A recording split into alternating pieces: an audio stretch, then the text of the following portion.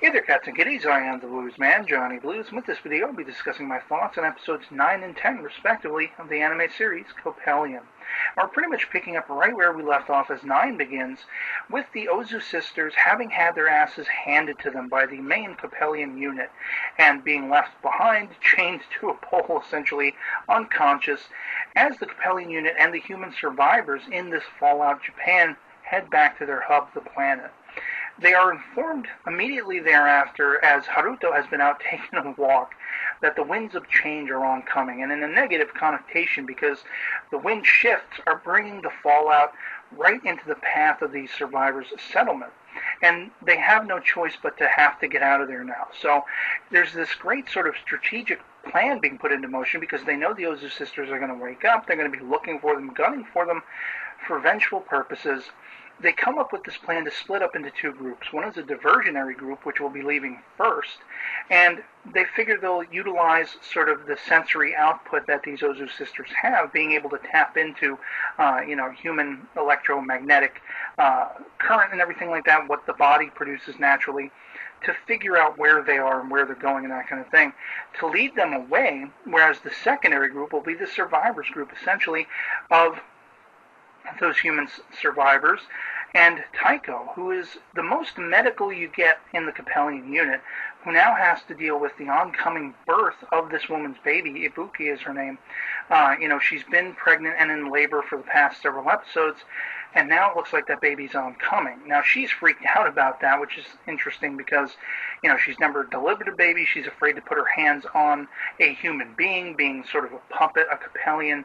And, she has that Granny Ayaname, or whatever her name was, who they saved episodes back, talking her through it over the radio, trying to prepare her for it. Now, you still have Aoi, who is also, she's finally come out of her sort of hiding, but she's still very much reserved. She hates the fact that they're going to have to go up against these Ozu sisters because they tormented her in school when they were, being brought up and everything like that.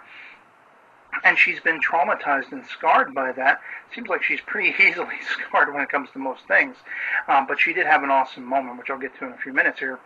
And we also have that father, Gojiro, of the pregnant woman Ibuki, who is sharing dialogue that seems to imply he was part of something bad.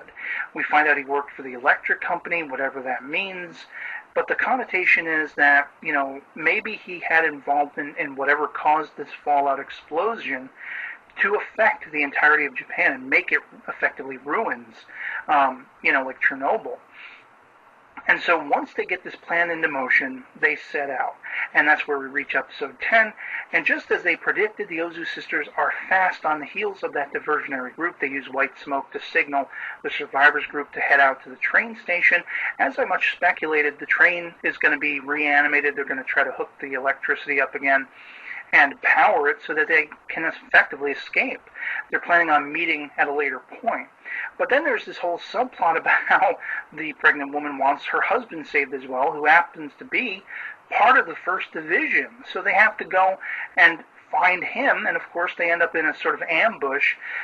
It's very interesting how this all takes effect, because Aoi has sort of become friendly with that robot, No Sense as they call him, and he's got a personality of his own. He's kind of evolving beyond his programming, and he's been taking care of her, she's been taking care of him, with kind words between them and everything like that, and they soup him up so they can actually save the robot as well. They give him these sort of tank treads, wheels for his base, and it's fun because as they've split up, you have one of the Ozu sisters going after her and the robot, almost destroying the robot.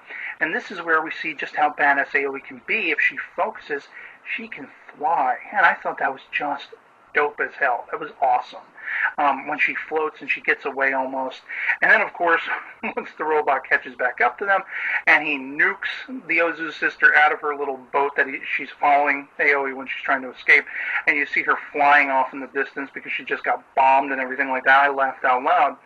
But as this is going on, you have Ibara and Haruto, respectively, trying to contact that husband, getting ambushed by the other Ozu sister, the electricity-laden one.